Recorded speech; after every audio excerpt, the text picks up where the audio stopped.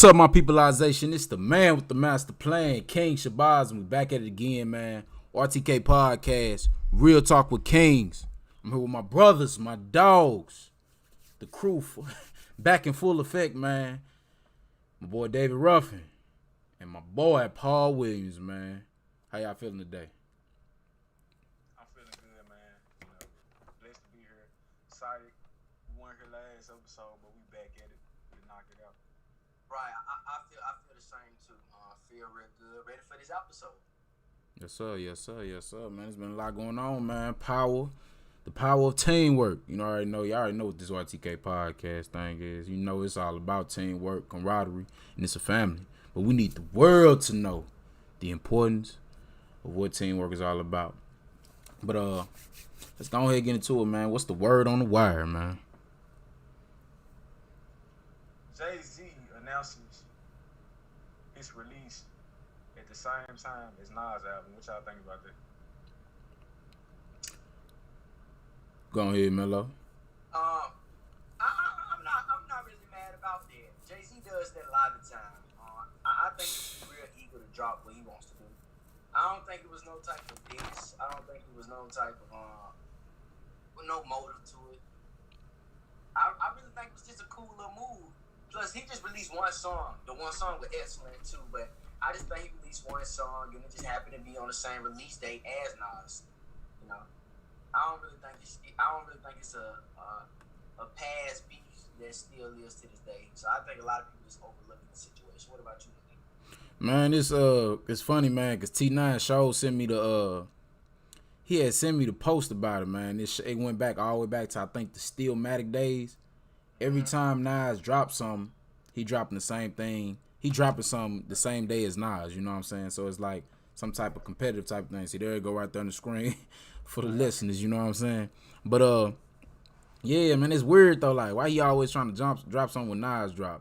You know, it's like it's always a thing. It's always like a underlining type of thing with Jay-Z and everything he do. It's like calculated and meticulous, you know what I'm saying? I guess he on some take away some of the shine away from Nas and stuff like that, but King's Disease, man, Nas' album is dope, you know what I'm saying? So when it's a dope project, dope material, it's nothing you can do, man. You can't stop what's in God's plan, you know what I'm saying? And that's God's plan was Nas dropping this album on this day, and Jay-Z, if that's what he's trying to do, that's some sucker stuff if he did, you know what I'm saying? So Right. but it's looking like that's what he's doing because it's always like that. Every time Nas drops something, you want to go and detract from it. I'm finna go ahead and I'm finna drop something on the same day. So that's lame to me. The John C. is Stillmatic dropped December 18th.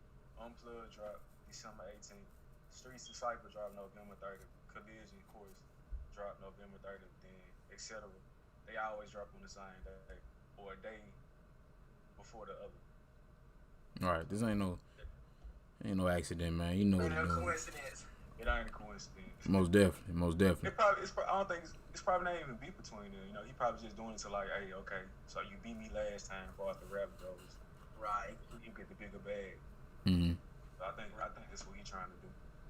Cause I don't heard stories where like Nas old manager Steve Stout, Steve Stout and P Diddy and Jay-Z, they'll argue and they'll put like $500,000 on the line and they'll like drop albums and see who album sold the highest. So it was like you said, it'd probably be just fun little competition like that. Right. But in other news, a federal grand jury has indicted 2 men in the long unsolved murder of Jam Master Jay, the pioneer DJ of Run DMC, who was murdered in 2002. Jam Master Jay was fatally shot at his recording studio in Jamaica, Queens at 37 years old. The U.S. Attorney for the Eastern District of New York unsealed a criminal indictment alleging that Carl Jordan Jr. and Ronald Washington conspired to kill Jam Master Jay in retaliation for a drug dispute. What's your thoughts and opinions on that? It's crazy, ironic, because I think a couple of days ago I just watched a documentary on Netflix.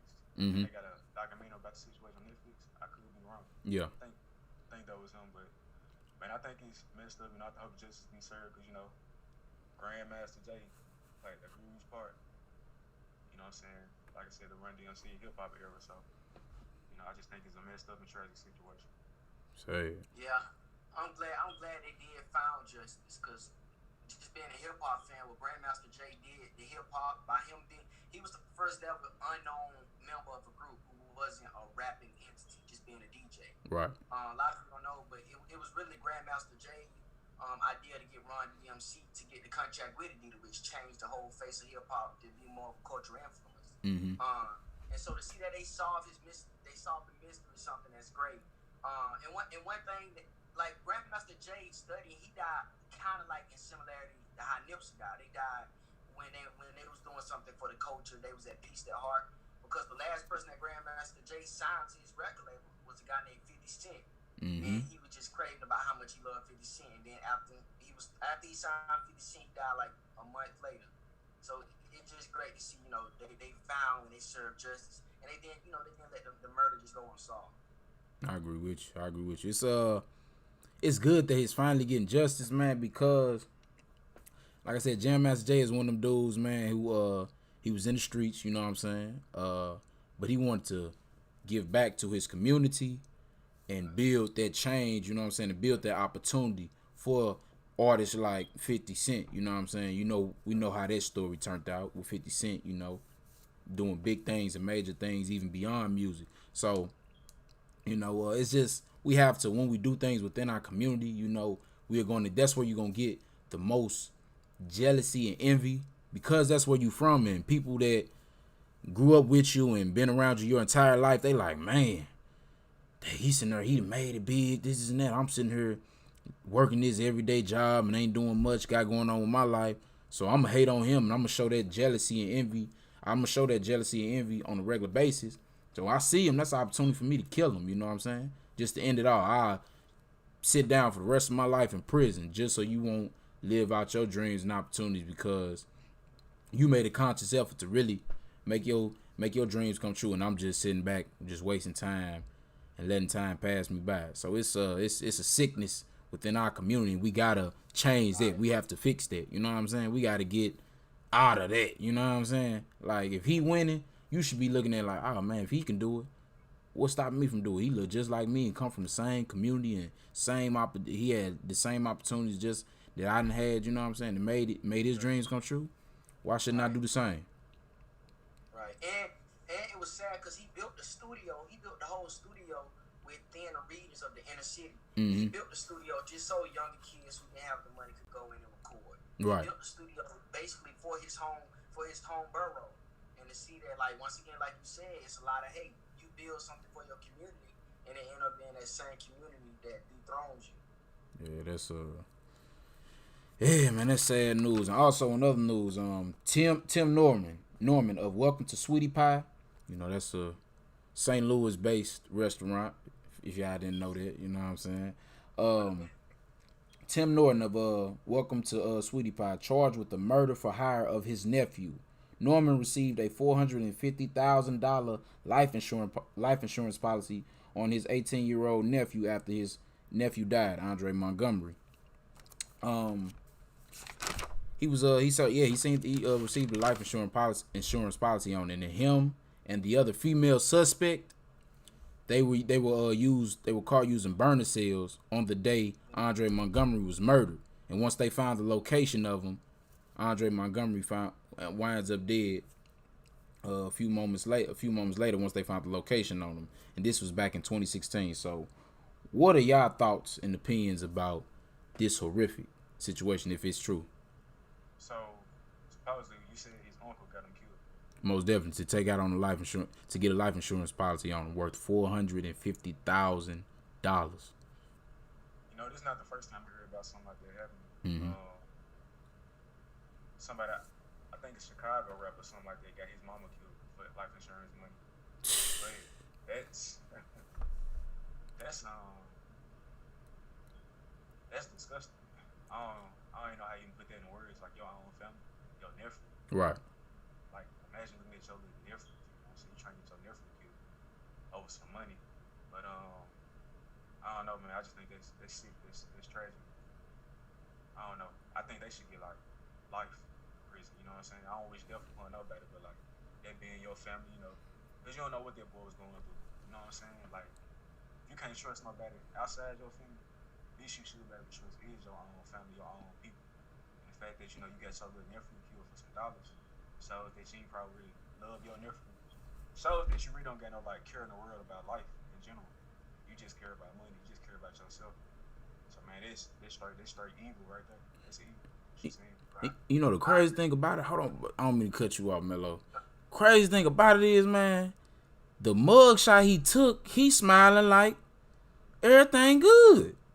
Like, bro, check this out. Bro, check out this mugshot, bro.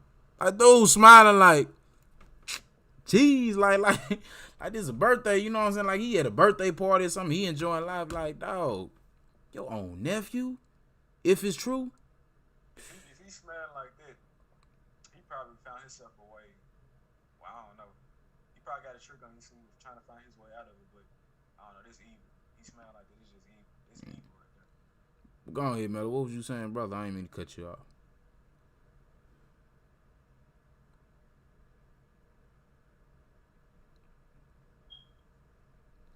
Oh, man. But, it's crazy, man. Crazy situation. Crazy story, you know. But also, let's get into, Lord. You said, well, you was breaking up. We couldn't hear you. No, I understand. If it is true, it was pretty meditated, and I give him life. I won't give him full life. Ain't no value or money.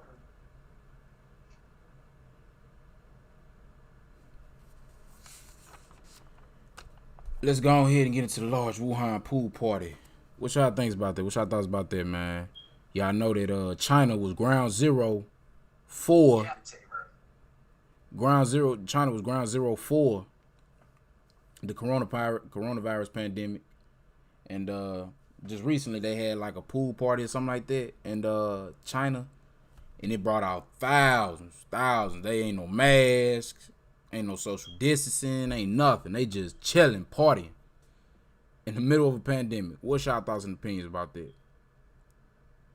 I mean, that right there really sets an example for other people to do careless things like that as well. So, you know, I don't really think that's really like thoughtful, you know. But I just think it wild, you know what I'm saying? People don't really take things serious until it happens to them, you know. You know, when they family members would have got it, yeah, you know what I'm saying, they would have took it serious. But I think that's crazy right there. Yeah, and they was ground zero. You know, they was ground zero for the coronavirus, and their policy, not policies, but their restrictions. It was strict. Like they couldn't even leave their house. You know how it was here. Businesses was closed and stuff like that. They were telling people they couldn't even leave their house. You know, so I guess now they feel comfortable enough to do the social. Not having to do the social distancing no more. But if you look at this though, look how fast they recovered from it though. True. Yeah. So I mean, it could be over because they recovered like I think it was like a week. No, I think it was like 3 weeks. You know what I'm saying? It was going on with them. Then like the second week it broke the news. Mm-hmm. Then the third week, you know, we heard China. Then the fourth week they getting over it. So I said like in 5 or 4 weeks, these folks like fought through it. So maybe it's done. You know what I'm saying? Maybe they over the situation. Maybe they found the cure for their own self. You know what I'm saying? So I don't know. I mean, I can't. Well, now that I think about it, it's kind of wrong for me to say like they was being careless, was like selfish, because like they could recover from it real quick. So I don't know. Yeah, I agree with you too. I think they're over the coronavirus. Shit, we need to figure out what they doing over there. Right. You know what I'm saying? What's they remedy? You know what I'm saying? They got going on because it's still, you know what I'm saying? It's still rising. I seen something. They said it's supposed to be over, I want to say 300 to 600,000 deaths by the time the election, around the time for election. You know what I'm saying? The presidential election. So, yeah, we got to figure out something, get it together. I seen some crazy, too, man. They had, like, some school, one of these PWIs, man, they had a coronavirus party. Like, whoever get the coronavirus was going to get some money. You know what I'm saying? They taking it as, like, a joke. I don't know what school it was, but I was like, Yeah, y'all tripping on that one. Yeah, that's sad. But I got news. In Tennessee, is trying to pass a law that could punish protesters by taking away their voting rights. So what y'all think about that? Uh, like what's the purpose of that? You know what I'm saying? Why are you taking these people rights? You know what I'm saying? They fighting for justice and change that's going on, that's desperately needed in today's society. You know what I'm saying? They not breaking any laws. They're well within the law. So you gonna punish them by not being able to vote. So once you stopping people ability and their right to make change, what you think they gonna do? The protesting is gonna turn into looting and rioting and tearing things down by taking away their rights to create change. The protest is all a part of their rights to create change. So if you taking that away from them, they're looking at like, oh, okay, so you taking away my right to vote, you taking away my right to protest. When is it gonna be where you gonna take away my right to freedom? So now that's how you gonna get a rebellion. You know, that's how you get things being looted, burned down, and torn down to the ground because you taking away people's rights. So what are them protesting? Why are you taking their voting away? You know what I'm saying? It's just gonna cause even more havoc and chaos and drama. I just don't understand it. You know what I'm saying? You look like you want them to burn. You want them to burn down and tear down Tennessee. This is not a smart move. What you think though, Mello? Man, I think Dr. King said one of the best things. He said, the greatness in America is the right to protest for rights. Mm-hmm. So to protest, for these people to protest, basically what Tennessee's saying is protesting is equivalent to a felony in Tennessee. Because we know if you get a felony, you can't vote. So for me, fighting for something I believe in means that it will eventually lead to me not fighting for what I believe in. We all know that voting is our voice to change the system we in. So for me, protesting, you saying, one, I can't fight for what I believe in. And if I do that, I must sacrifice my free choice. It's a sickening conservative move by Tennessee, and I hope that don't see the light of day. Mm-hmm. I hope not. And it's strictly, I hate to say it, but it's strictly for our demographic. Because what are the Caucasians in Tennessee? What are they protesting for? What do they have to protest for? They basically treating us, they taking away our alienated rights. And they're trying to make an example out of us, but we can't let it last. I agree. I'm gonna go ahead and speak that into existence. It's not gonna pass. Right. God's not gonna let it pass. But His word is final. But you look at the history of Tennessee. The Klan originated from Tennessee. Mm-hmm. Right. And you'll be surprised while in these offices, who with the law, who's in the government, who's in the chairs of the whole, city in general. But I just think they're trying to really stop blacks from voting period at all. You know what I'm saying? And why would protesting be a crime? If anything, I feel like they should say, it'll be better if they would have said rioting instead of protesting. You know what I'm saying? So I still think they're trying to find like a strategy to stop blacks, but I think we becoming so better as a people, and we came so far. Now the things that they're trying to stop are becoming more obvious now because they don't know how to word it. You know what I'm saying? Mm-hmm. Like, think about it, like, I'm finna punish these people, stop their voting rights due to protesting. Like, you know what I'm saying? Right. Back in the days, they just try to like hide something like that, or now it's becoming more and more obvious. So I think, man, that's sad, but we just gotta stick together. Right. And America, one thing I know about America is a country of rebellion. We was founded on rebellion. So if America keeps setting these rules like this that are trying to take away our First and Second Amendment rights, then I think we as a people will unite together and we will rebel against the government. So they got to be real calm and they got to be real thoughtful on the moves they're trying to make. Right. I agree with you. So what y'all think, man, about Kim Jong-un? He orders pets and dogs to be castigated in Northern Korea capital.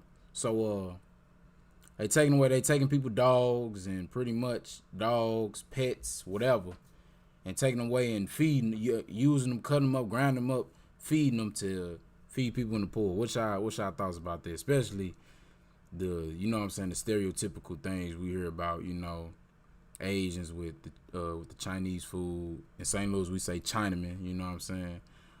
Chinese food. And they saying they cooking cats and dogs. Like, what y'all think about that? How y'all? What's y'all opinions about that? I mean, all jokes aside, well, I'm for the joke, but Kim Jong Un, he need to watch RTK podcast for mental health. You know what I'm saying? Yeah. We'll get him right. I know what's going on. We're gonna get him right. Yeah. But now, all jokes aside, though, like Asian the cats and dogs situation, you know, this actually true. This part of their culture. They've been doing that for years. You know, you go on the streets to like an Asian market, you see like dogs that been skinned and chopped up. They got octopuses, they got squid. That's crazy. You know what I'm saying? It just here in America, you know, that comes from like California back in like the gold mine. Mm-hmm. Asians were like in slavery and they was like killing Asians and stuff like that. So that joke was like a mockery to them, like, ooh, they killing cats and dogs, they eating cats and dogs. But as far as what Kim Jong Un doing, you know what I'm saying? I think it's unnecessary. You know, that's nasty. But at the same time, that being a part of their culture, you know, to us it's probably nasty. I don't know how they ruin it in their culture. It's probably normal to them, seeing what they do. But to us, it's probably disgusting. So I don't even know what to say. Me either. That got me speechless. It just fit archetype. Yeah, that got me speechless. So that got me speechless. But one thing I do know that North Korea does, they're very, very tight on embargoes. They don't like using other country resources for anything. So I guess instead of using spice from other lands,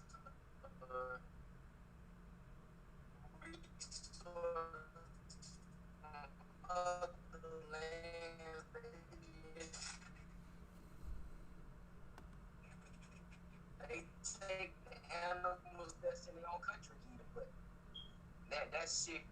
That's sickening. Yeah, I mean, I got a question. Like, are they cooking them, or are they just? Well, of course they cooking them. They ain't gonna get into them raw. The article I heard, it said like they're feeding the poor with those they feeding the poor with those with the animals, and they like taking these people's dogs and cats by force. You know what I'm saying? They taking them by force. It's like, oh, you don't have no choice. You don't have a choice to, oh, do I want to give up my cat or dog, or do I have to? Like they saying, if you can give it away willingly, or we're gonna take it by force and feeding, you know what I'm saying, the poor because it's low on resources. I'm guessing it's because of the coronavirus, but that's disgusting though, man. That's nasty. Whew. Also, I read an article too. It says, according to CNN studies show, black newborns are 3 times more likely to die when looked after by white doctors. What's your thoughts on that one?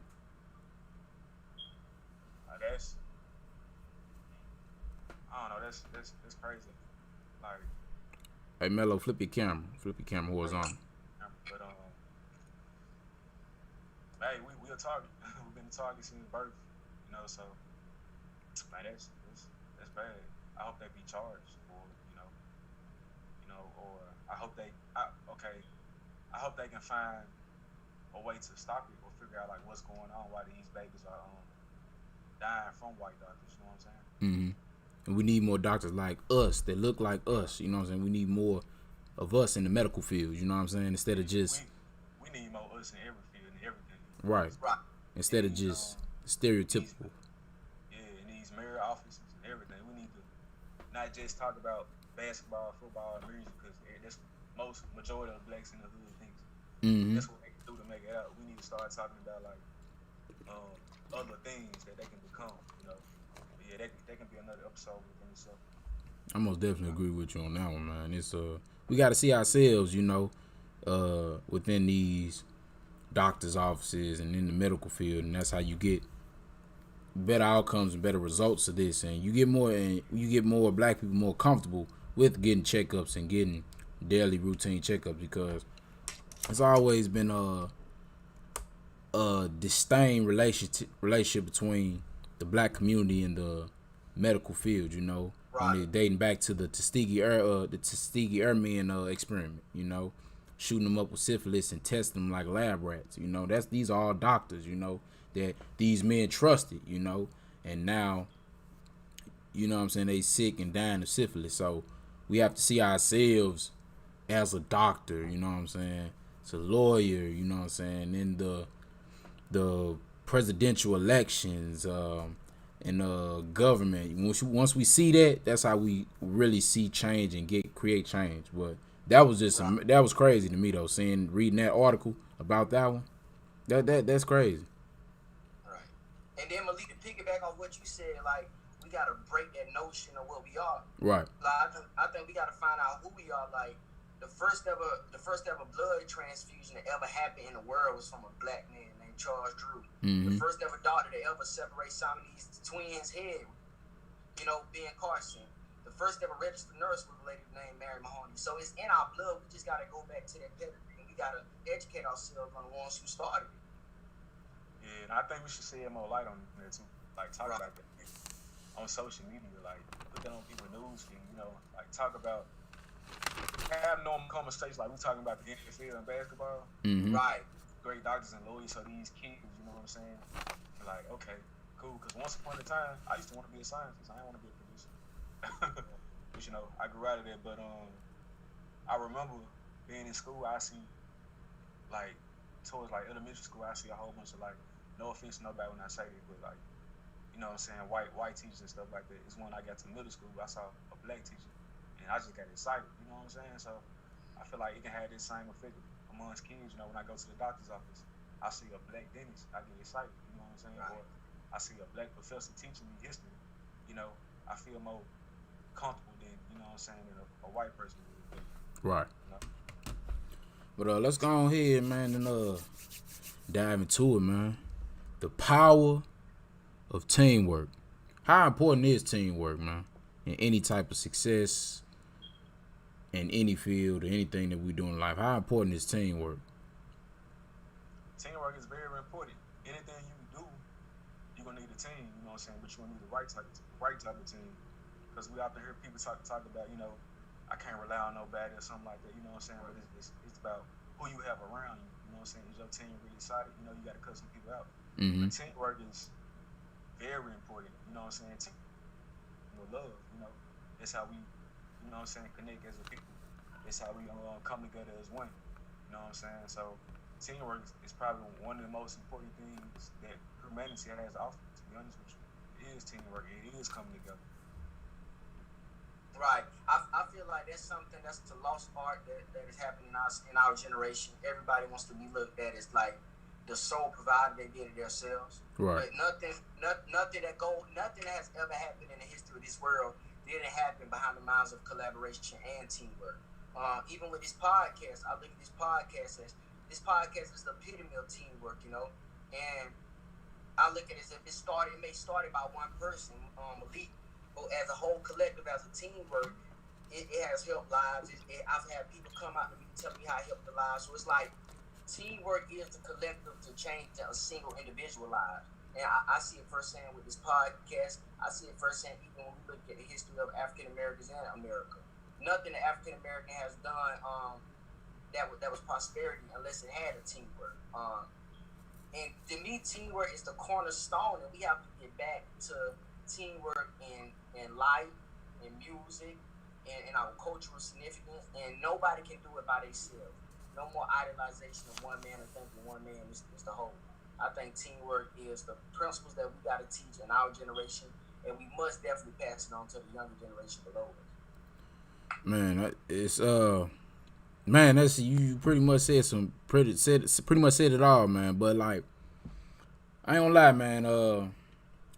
David Ruffin, man, he told me, man. David Ruffin T9, he told me, man, he bigger than the entire RTK podcast, man. He said, it's, you know what I'm saying? If it wasn't for him, it wouldn't be no RTK podcast. He said it stand for Real Talk with T9, you know what I'm saying? He said he bigger than the group, man. He said he finna go ahead and just lead the group, man. He told me personally, to my face, man. He said, didn't nobody come to see you, Otis? And I was like, damn. You know what I'm saying? But now on some real stuff, though. Well, you lying. I ain't never said it. But nah, man, on some real stuff though, man, teamwork is vital in everything you do. Even it's like things you don't see, you may like with tennis, soccer, a solo artist, you know what I'm saying? They blow up big.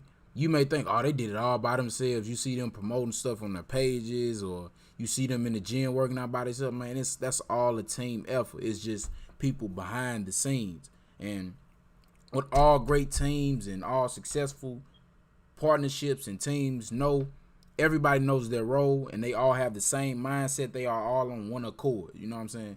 Nobody is bigger than the team. Nobody is more important than the next. You know what I'm saying? Everybody know their role and they know what to do. It's like a machine. All right, this is your job. Your job is to work on the marketing. You know what I'm saying? You the marketing specialist and you getting the product out there. Okay, your job is to you are the talker, you are the communicator, you know what I'm saying? You know how to make the connections, you know what I'm saying, and getting our product out to the viewers and letting them know like, hey, okay, this is what we're doing, man. You know how to convince somebody just to let's just tune in and check it out. And I may be the person who's that's in the limelight, you know what I'm saying? That's in the limelight. I'm good at, you know what I'm saying, with all the attention, and I'm good with all the information, and everybody just, it's him. But Melo, he's more laid back with the this how you gotta move. When I'm not understanding like how to deal with and interact with different people, and I'm confused at Melo, like, okay, yeah, you good at this is what you gotta do. You gotta do this, you have to do that, you gotta move this way, you gotta move that way. That's how it caused so much drama and stay out of this way. Be like, oh, okay. And T9, he may be good at organizing events. All right, we got this meeting with this person on the east side of Nashville or west side, wherever. Then we got a meeting in New York. Then we got to go out to fly down to Texas to go do this radio interview. Then we got to go up to Chicago and go on this TV show. So it's all a team effort. You just don't see everybody on the team, man.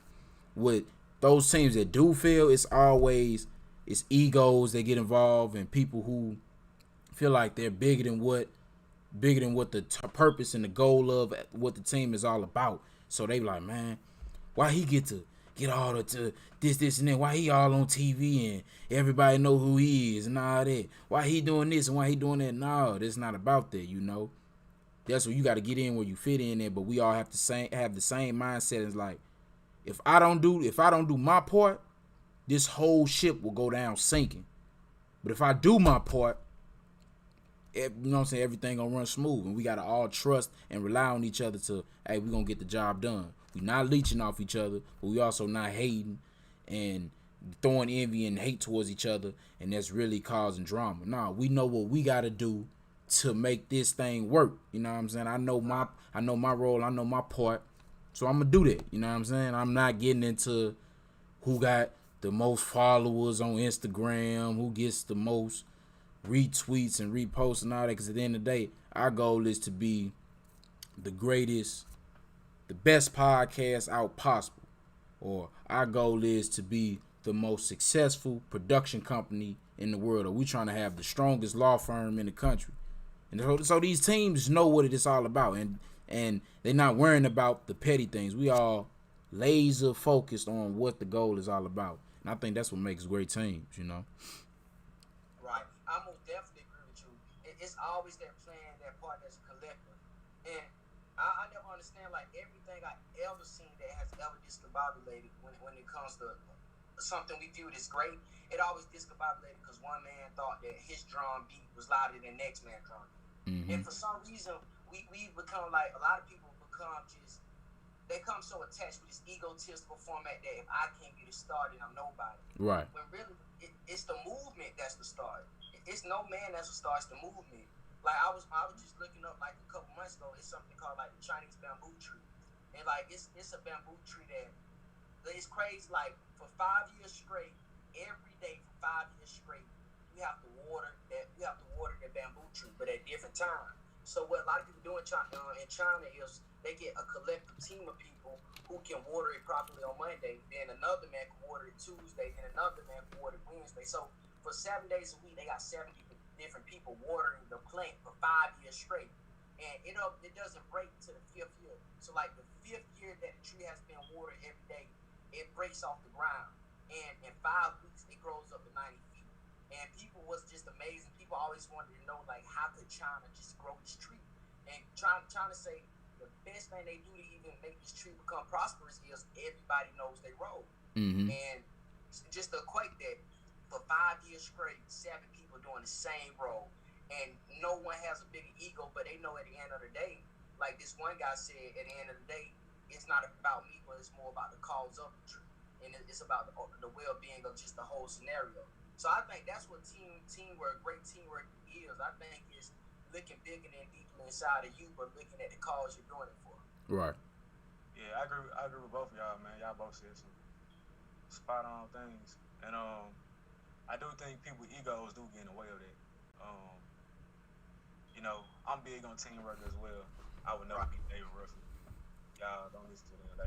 They just mess with y'all. It's not me. It's David. They know I'm the complete opposite of that. They know. They just why they probably joke about it all the time. But you know, I come from the march band. TSU, shout out TSU AOB. You know what I'm saying? I played the march band for high school. And it's all about like military being on one accord and teamwork. The most important part of teamwork is to try to love, but like really get in tune with your specific job. You know what I'm saying? Like you would not worry about who the section leader is. You would not worry about who the lead at your job. Cause I've been a leader on the job before. It be sometimes I be or if I get into leadership, or if I gotta follow. Actually, when I'm into leadership, I was like, I don't want this position no more. Y'all can have it. Mm-hmm. Y'all ain't gotta be, y'all egos don't even gotta get in the way. I just give it to y'all. Yeah. Cause I'd rather be like a strong behind the scenes man in my team, rather than always being in the spotlight. You know what I'm saying? Cause like that's what I just love to do. I just working alongside the team. I just seeing everybody like come together as a unit. I get pumped up. I get geeked. It's like, yeah, I'm working with my guys. I'm working with RTK. You know what I'm saying? Hey, Right. pass the boy layup. I enjoy like saying like, you know, Malik, if you bring in the news, I say something that's gonna piggyback off Malik news. He'll catch it. Y'all just do my hot dog a layup. You know what I'm saying? Wow. You know what I'm saying? I just love stuff like this. So I think, you know what I'm saying, just you gotta love your position as a team. You know what I'm saying? You don't have to be a leader to give good ideas and to like, you know what I'm saying, like get a team to do certain things. You know, it might be certain areas your leader is weak in. You know what I'm saying? But you being part of his team, you gotta help him. You know what I'm saying? Be his backbone. Mm-hmm. You know, I try to grab above him or like kick him out of office because you know every leader not perfect, and every team member that a leader has is not perfect. You know what I'm saying? It's up to their leader to like come down, help his team. You know what I'm saying? So I think, you know, teamwork, you know, it's just something you just gotta love. You know what I'm saying? You can't be greedy when you working for a team. When you working for a team, you can't be selfish. Can't no selfishness be involved. You gotta be straight, like authentic, straight love for people. You know what I'm saying? You just gotta love the objective and focus on where y'all need to go.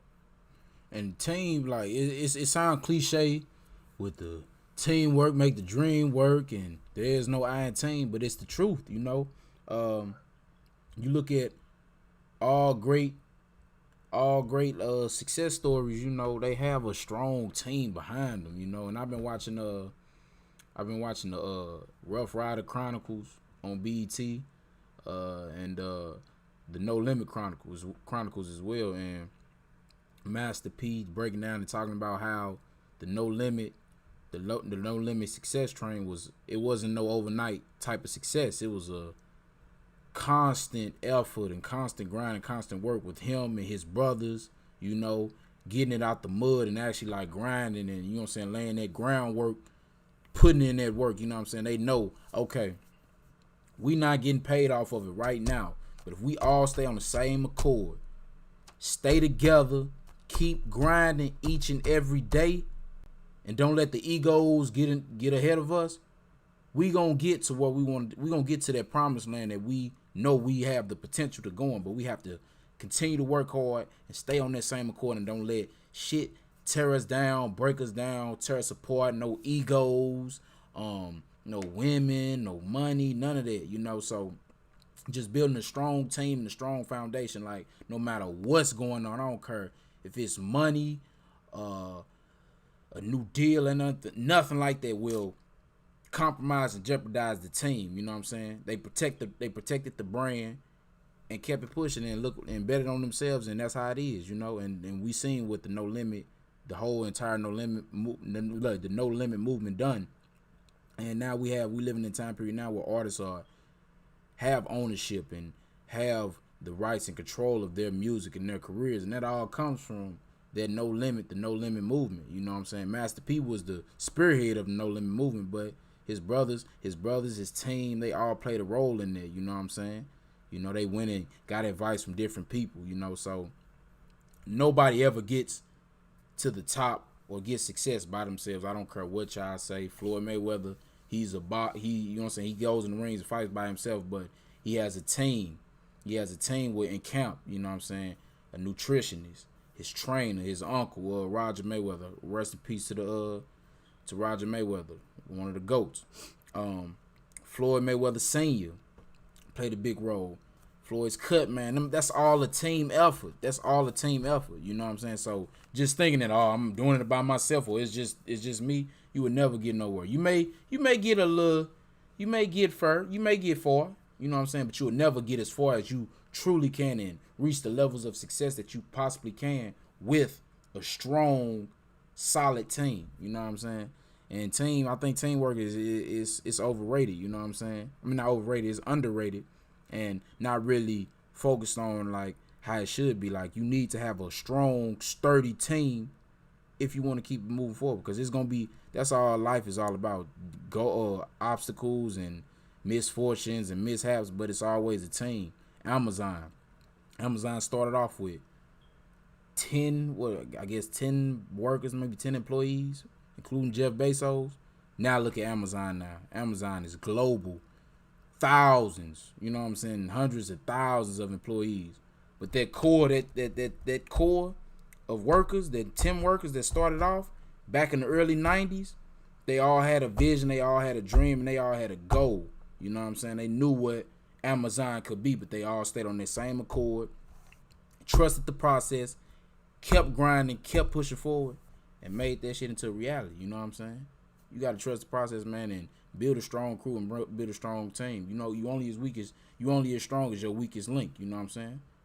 So having a crew and having a team is serious. Yeah.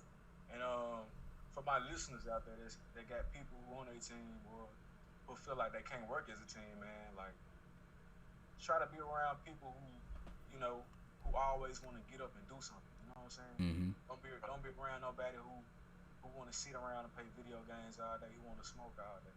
You know what I'm saying? I can't judge nobody because I used to smoke too, but like when I started, like seeing people just sitting around, not doing anything, like years ago, like I walked away from it. I said, nah, this ain't for me. I want to be successful. I want to do something. I want to always feel energized. So when you in the team, man, be kind to people in your team. Be nice. You know what I'm saying? Like, I guess you get to. Don't even say like you check a person, put them in their place. It's like respect for the mind of person, know like what's going on. You know what I'm saying? Never say things like you can check the person, because you only check a person they like throwing attitudes or being out of line. Just remind them. You know what I'm saying? Don't use those type of words. Like, try to be as positive as possible. Like, you see somebody weak, you might got somebody in your team who got anxiety. You know what I'm saying? Respect it. Respect your team mental health too. I always check on your people in your team, see how they doing.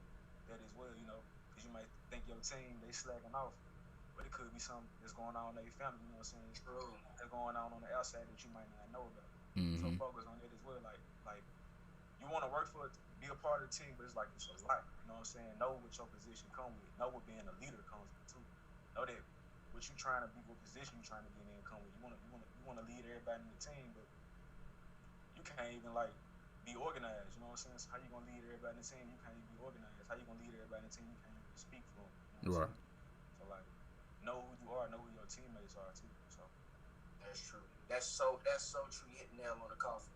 And one thing I realized about teamwork is like when you having a teamwork and when you doing anything, you should never sacrifice your why. That's something I always say. Never sacrifice your why.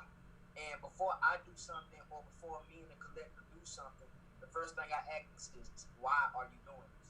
And whenever you state that why are you doing this, you must know that why you're doing something should be the module and it should be the ultimate goal of why you should never do something that can jeopardize your why. Mm-hmm. So like, for example, one of the whys why I do RTK podcasting, because I know that we can really inspire and we can really change people's lives. And so my whole obligation is I don't set aspiration and inspiration as my why. The moment I do something that jeopardizes my role as a team, it also means that I jeopardize the people in the future whose lives I could inspire or change. So like when you have a role in a team, I always say never sacrifice your why. Always know that the why you do something, you have set the why to be the module of why you do something, the model of why you do something. And everything you do from there on out, your whole goal is to make that why even stronger, and your whole goal is to never make that why any weaker or make it any less. So as a team, as a team worker, if you're a captain or a leader, make your team, make your employees, make your whole crew, make them have a why they're doing something.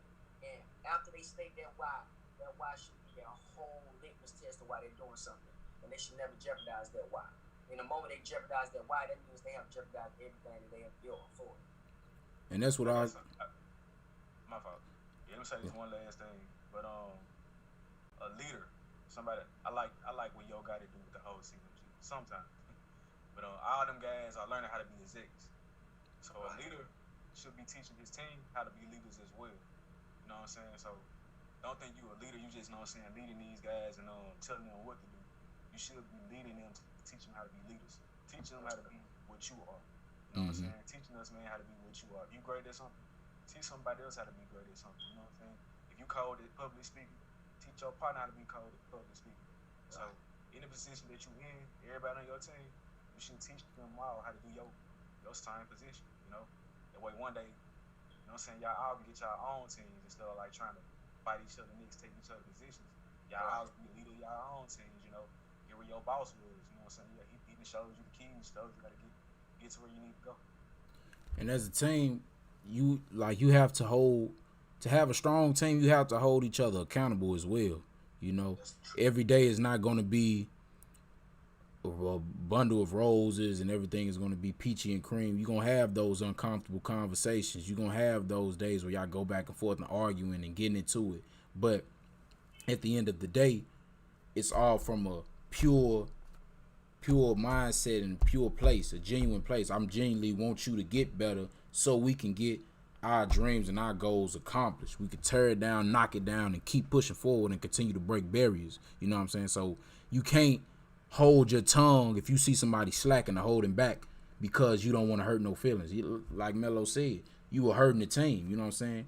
If you lose focus and lose what your why is about, you are hurting the team. You're hurting yourself and you're hurting the team. So, you know what I'm saying? You got to have those uncomfortable conversations. We're going to have them days where we're going to bark at each other. We're going to get into it. You know what I'm saying? We might need a day or two to chill off and cool off. But then we can get back. All right, this is where I was coming from. This is the place where we can come from. We dap it up. We dap hands. We shake hands like grown men. You know what I'm saying? Or we communicate as adults. You know what I'm saying? And get through it. Get past it. Because at the end of the day, everything is not going to be perfect. That's just not reality. That's not no realistic type of thing, you know. But as long as we understand that and we still continue to push forward and continue to attack and go for our goals, you know what I'm saying, that's where you're going to have success at. You know, that's going to bring that depth. That's going to bring that, you know what I'm saying, that bond and that connection. Like, man, I done been through thick and thin with T9. I done been through thick and thin with Melo, you know what I'm saying. We done been at each other's heads. We done been at each other's throats, but we still came together even after that, you know what I'm saying. I done been through all different, you know what I'm saying, phases and different types of, you know what I'm saying, moves. We done kicked it together. We done got into it, you know what I'm saying. We done laughed together. We done cried together. So I know this person. I know what I know I can rely on this person through any different type of situation. You can always trust somebody and rely on somebody when things are going good. But how are they when pressure starts to come? You know what I'm saying? Pressure bursts pipes, you know. And your team is everything, you know. If you don't have a strong team and you don't have a strong network, you know what I'm saying, you have nothing. You know what I'm saying? And Nipsey Hussle said it best. If you look at your circle and you don't get inspired or motivated by the people around you, you're not in a circle. You know what I'm saying? You in a cage, and you need to change that. You need to get out of that cage. You will never grow.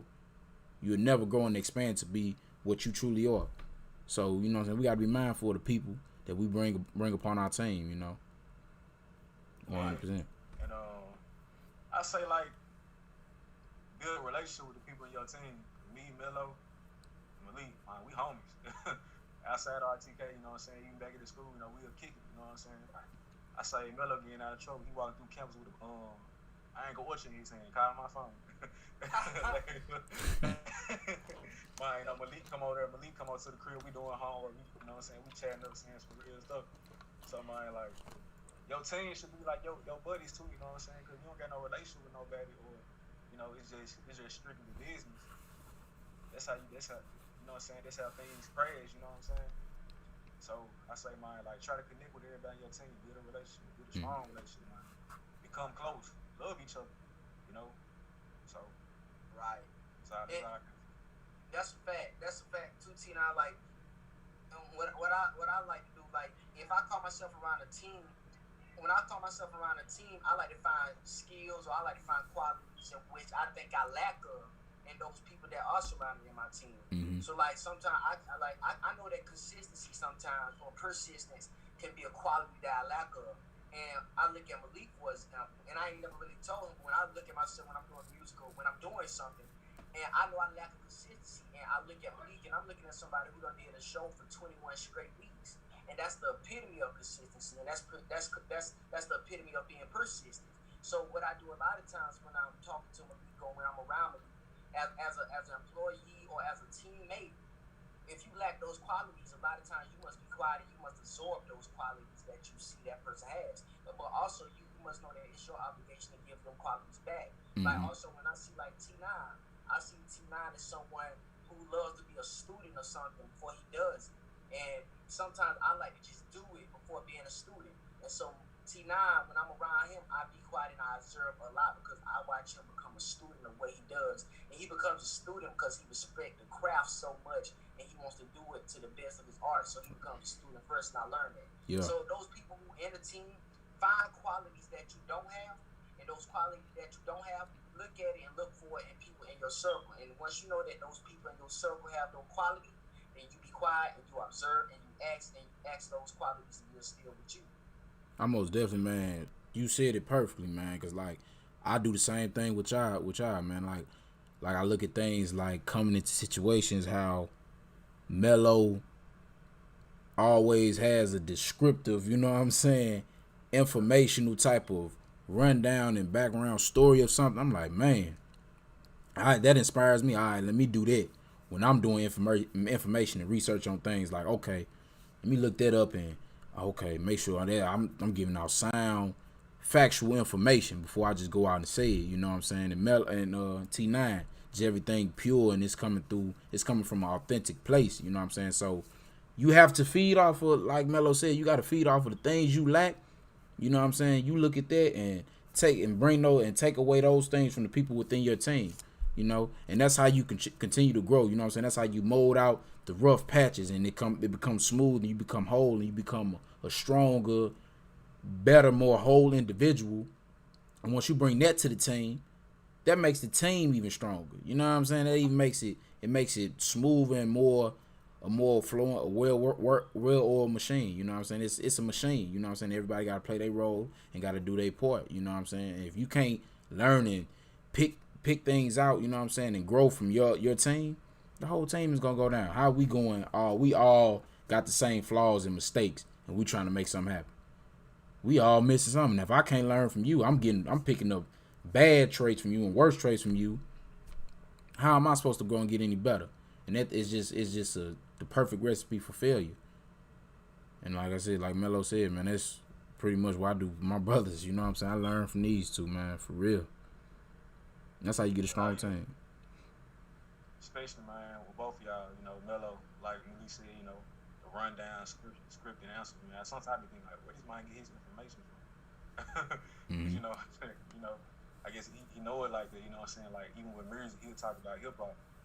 A lot of people don't know how I rap. Melo, he'll come like, hey, this is where Drake got this verse from. He got this from Jay-Z back in 19 something like. You been listening to it that long? Or like Malik, he'll call me one time. He called me and said, "Man, hey, I got 3 page worth of RTK notes." he said, "You come with the 5 these days." He said, "Hey, I gotta have these notes with you." I'm like, okay, big. So like, you know what I'm saying? Like, teamwork make the dream work. You know what I'm saying? You gotta learn how to lead before you can follow and pick it back off your team. So they both always inspire me being my P's and Q's. Like before this week is over, I always think I know Melo work, I know Malik work. I got to be doing something. Same. Like, Same. I got to be doing something. Same. You know what I'm saying? Like especially you got a team like that, you know. Like I got to be doing something. You know, if I don't be doing something or doing anything, I feel guilty within myself. I feel like I'm downplaying it. Not even just for RTK, life in general. If I ain't out there like being positive, you know what I'm saying, or like, you know, being an inspiration to somebody else, I feel like I let this team down. So I mean, every day, you know what I'm saying? Every day you gotta push it. You gotta really live it. Most definitely. And it's more to the RTK podcast team than just us three. You know what I'm saying? We got people behind the scenes like, well, Q. Like that's shout out to my dog Q, man. Dude is like, my bro Q is like a cheat code, man. Like all the, you know what I'm saying, the tech savvy and how to work the technology and everything taught me how to do that. You know what I'm saying? If it wasn't for Q, we'd still be probably wouldn't even be recording. You know what I'm saying? Probably wouldn't even be recording. So I don't even know where we would be at right now. Then Jabri, my sister, Passion to Connect. You know, teaching me different marketing strategies, how to get it out there and how to, you know what I'm saying, get it out there to the right public.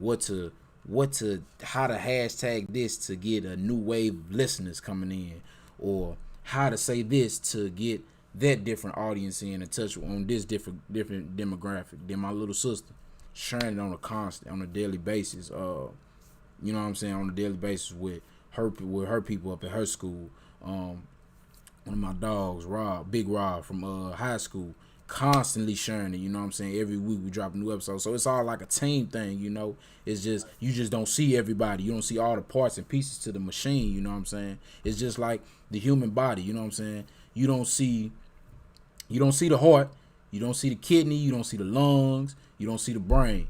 But if one of those begin to fail, you will see the failure. You will see that something ain't right. You know what I'm saying? You will see that somebody or something is not doing their part, and you can see, oh man, Malik, he feeling funny. You know what I'm saying? One of his kidneys tripping, or a brain. I got brain dead. Like everybody has a role and have a part. It just may not be, oh, you can see it. You know what I'm saying? But it's somebody doing something. You know, and we have to be like that. I gotta be like, when I'm sitting up, I can't be like, man, I'm BS and I ain't doing nothing.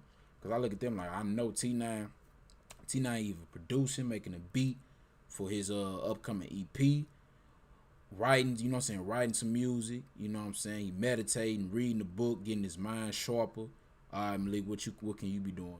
I know Melo is somewhere out there connecting. He's somewhere out there connecting, making some type of connections for him becoming a manager and managing different acts and different talents. He's doing some type of research or information to understand what he's getting himself into. So it's just like, all right, Leak, you got to be doing something. You BS. I know that Jabri, she out there, you know, she doing her hair. She out there grinding, making it happen. You know what I'm saying? Q, he working on he doing the editing, you know what I'm saying, looking up different things and how to become just like this monster in this craft and in this field. So I just use everybody a part of the RTK podcast team and just continue to grow and expand to make it the best possible podcast that's ever been presented to, you know, the face of the earth. You know, and you just got to do that when your team, if you're not inspired like that by your team, where you feel like, okay, I need to be grinding because I know everybody else grinding, then it's a problem then. Because if everybody just chilling and slacking and ain't taking nothing serious, you know, it's sooner or later it's going to come crashing down. I don't care how much success you done had. I don't care how much what you done in the past. You got to always keep that consistency, that perseverance, and keep on pushing forward, striving forward. Your most successful people prepare for the future. You know what I'm saying? All your other people, like, they're struggling and living paycheck to paycheck and not doing as well. They living in the past.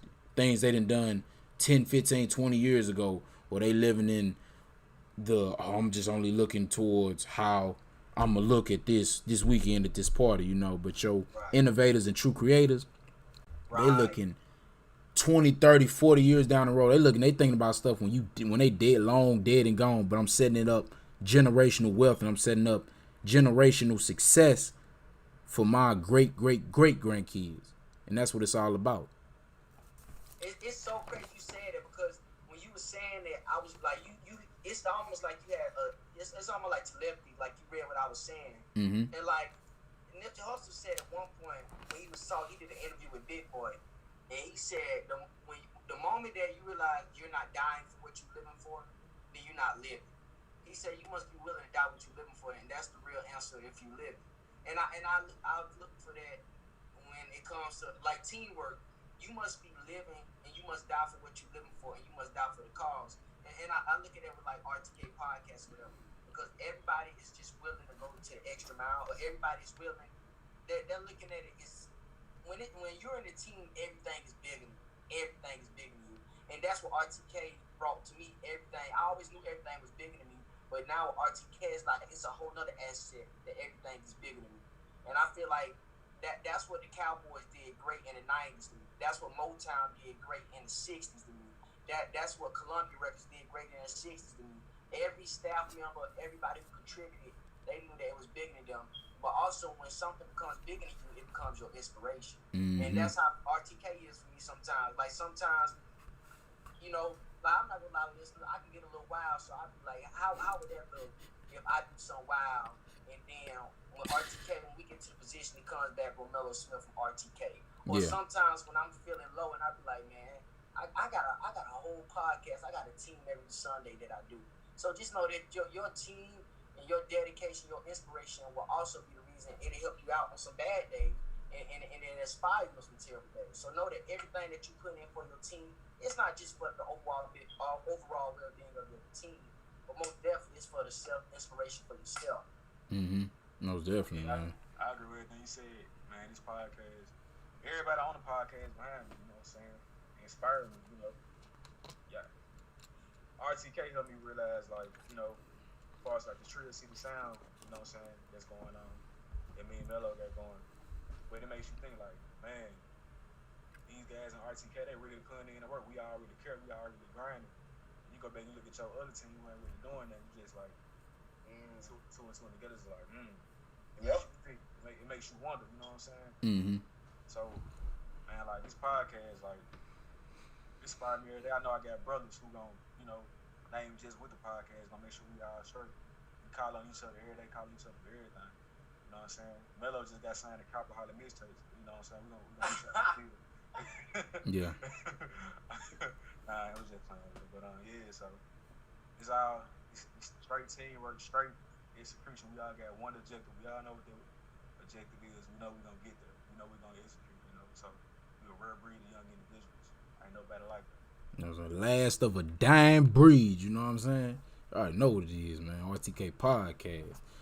Yeah, man, it's man, all things. Another thing to piggyback on that before we get into health as well. All great teams, man, they don't get complacent either, you know. When they celebrate breakthroughs and when they had a tough fight, a tough battle, you know what I'm saying, but they always consistent on the grind. All right, we celebrated. Okay, we had a little breakthrough. All right, that's cool. Yeah, you know what I'm saying? We celebrate the night, but we right back on it the next day, back at the grind early in the morning, you know what I'm saying? We staying on our hustle, we staying on our grind. You know, they don't get complacent. Like those people, oh man, I got a little success. I got 1 million views on this. Okay, I can just chill, I can relax, I can get on coast mode. You know what I'm saying? Nah, you gotta go even harder. You gotta grind even harder. And I seen T9 had posted or sent me something about J. Cole talking about when he first signed with Rock Nation, how he didn't really celebrate, you know what I'm saying? He celebrated a little bit, but not all that much because it's only the beginning. You know, he knew he wanted to be one of the greatest to ever pick up a mic or ever grace the mic. So celebrating a record deal, that's not enough. So I'm going to go even harder because I want to write my name in cement as I'm the greatest to ever do it, you know, and that's what all teams do, like the Patriots. You think they won them 6 championships by getting complacent, you know what I'm saying, getting comfortable with, we won 3 straight 10 years ago. No. They asked Tom Brady when he won his last Super Bowl, they said, Tom Brady, what's your favorite Super Bowl? He said, what's your favorite ring? He said, my favorite ring is my next ring. You know, that's just hunger and straight dedication. They just won the championship, not even 30 minutes. It hadn't even been 30 minutes. He telling you, oh, my best ring is gonna be my next ring. You know, so you just got to keep that hunger, keep that drive going, and keep pushing. And that's what it's all about, man. That's how you build a strong machine, you know. And this right here, RTK podcast, man, this is a machine. We steady growing and we steady growing each and every day. So, you know, that's what it's all about. But let's go ahead, man, and get into health is wealth. My health is wealth for the day is the health benefits of grapefruit, man. Grapefruit help increase the appetite. It's a value remedy for the flu, prevents acid formation, solves the problem of indigestion, treats malaria and fatigue, boosts the immune system, promotes healthy sleep, and regulates sugar levels in diabetes. Now, I ain't even gonna lie to y'all, you know what I'm saying? It's Real Talk with Kings. We gonna keep it 1,000, you know what I'm saying? 1,000 y'all, like E40. It's hard to eat grapefruits, man. Things plain, you know what I'm saying? It's hard. People be putting sugar on it, and like it's just tough. It's like a bland taste. But when I do eat it though, it's like, man, I'm full of energy.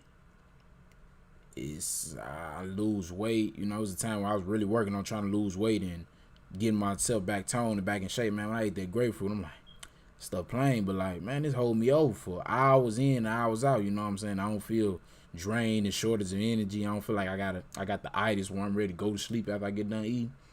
I be ready to run through a brick wall after I get done eating a grapefruit. So my thing is, man, things may not always taste good or things may not always seem good at the moment, but it's doing the best. It's helping you later on in the long run. And things that always taste good and they taste good going down isn't productive and isn't good for you. You know what I'm saying? In the later run. Yeah, right now at the moment it tastes good, it feels good, you know.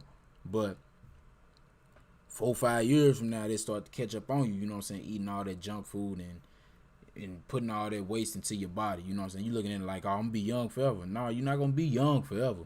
You know what I'm saying? Your metabolism gonna slow down and everything you eat and drink starts to stick to you. You start picking up that weight and then you find it harder and harder to lose that weight. So you just gotta be cautious and mindful, aware of that. And it's just like that with people, you know what I'm saying, in relationships. Everybody just cause, oh man, I'm with her and we had great sex and that everything's just good, you know what I'm saying, feel good every time we get together, that doesn't mean that person is not poison for you, you know what I'm saying? That doesn't mean that person is good for you. So you just gotta be cautious and aware of things we intake, you know what I'm saying? As far as energies, food, and everything. What y'all got for us on health as well? Man, health is wealth. Mine is more so about mental health, man. Call and check on your people on a regular daily basis. See how they doing. You never know how somebody's day is going. So I always be that. First of all, be mature. I'll call them folks like they complaining about what they got going on. I always try to be the person that they can listen to, you know, pray for them and stuff like that too. So call and check on how their people, you know what I'm saying, see how they doing, you know. So that's my health. My health is wealth. It may be a little weird, but it's bananas for your hair. So when we wash our hair, a lot of times, most of your shampoo and most of your conditioner has dye. And what the dye does is it adds parabens in your hair. And this parabens is nothing but bacteria that eats up your scalp. And it makes it very dry. And that's why after you get finished washing your hair, a lot of times it's super squeaky. It's because the parabens have washed out your natural oils.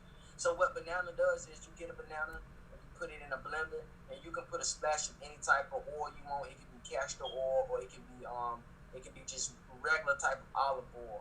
Once you blend the banana, what the banana does is it has amino acids, which restores your hair, and it keeps your hair moisturized for an extra 45 days. So next people who got problems with very dry scalp, I'm gonna try that myself. It has a brittle feel, a brittle like look to it, add bananas and amino acids will really help your hair. Well, you learn something new every day. You know what I'm saying? I might try that on my, you know what I'm saying, on my hair. I tried it, y'all. It's great. It's fantastic. I promise y'all.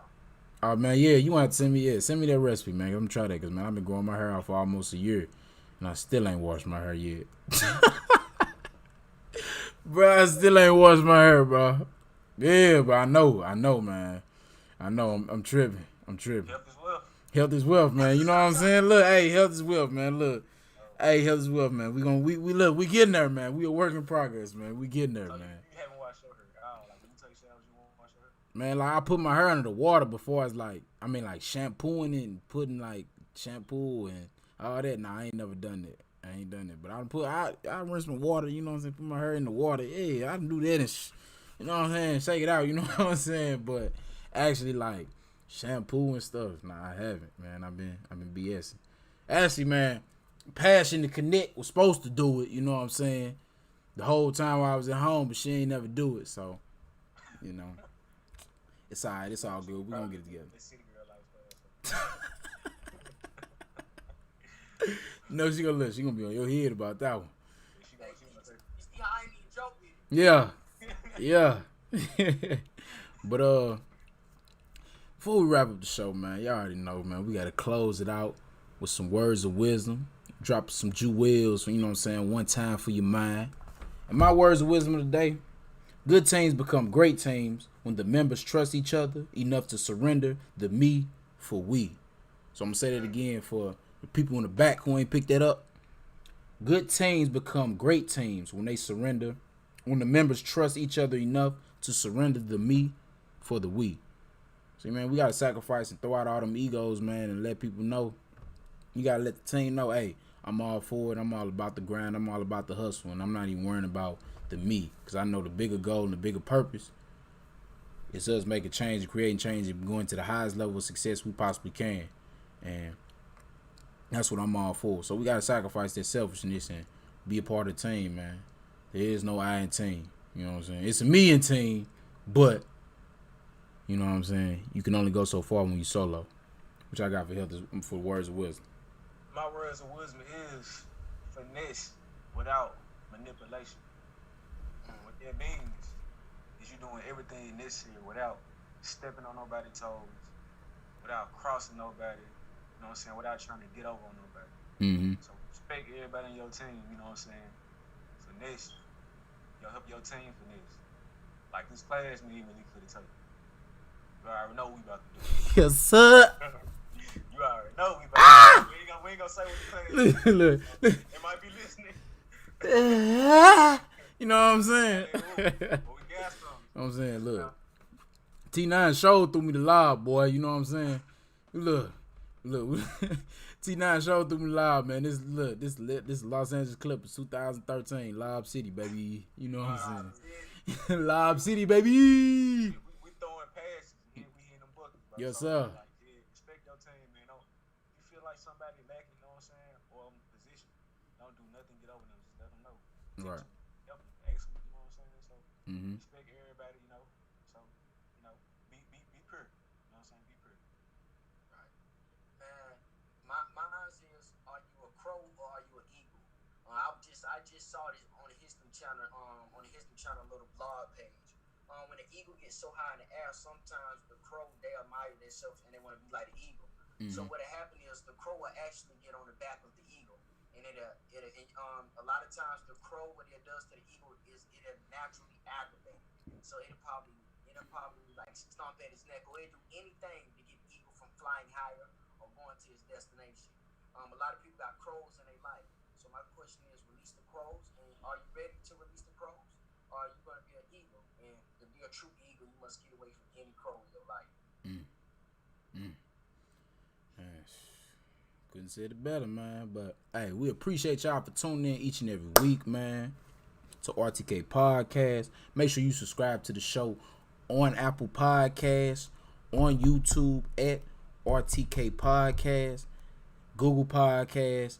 Follow the show, Spotify. Follow the show, man. Tell a friend to tell a friend, man. RTK Podcast, Real Talk with Kings, man. Make sure y'all tap in, man. And tell a friend, like I said, tell a friend, man. Right. My brothers, please tell the listeners where they can find you and where they can locate you at. Man, y'all can follow me on Instagram at T9INE_T. 9INE_. When y'all see the page, it's gonna look a little clearer. But hey, some material coming, dope material coming. Y'all stay tuned. Right. Y'all can follow me on Instagram at Romello, ROMELLOA Smith. And you can follow me on Facebook at Romello Smith. Shout out to two things I want y'all to listen to. It's an artist by the name of Street Boy. He just came out with a project August 22nd. Y'all check Street Boy new project out. It's super dope, very poetic, but it's still rhythmic with rap.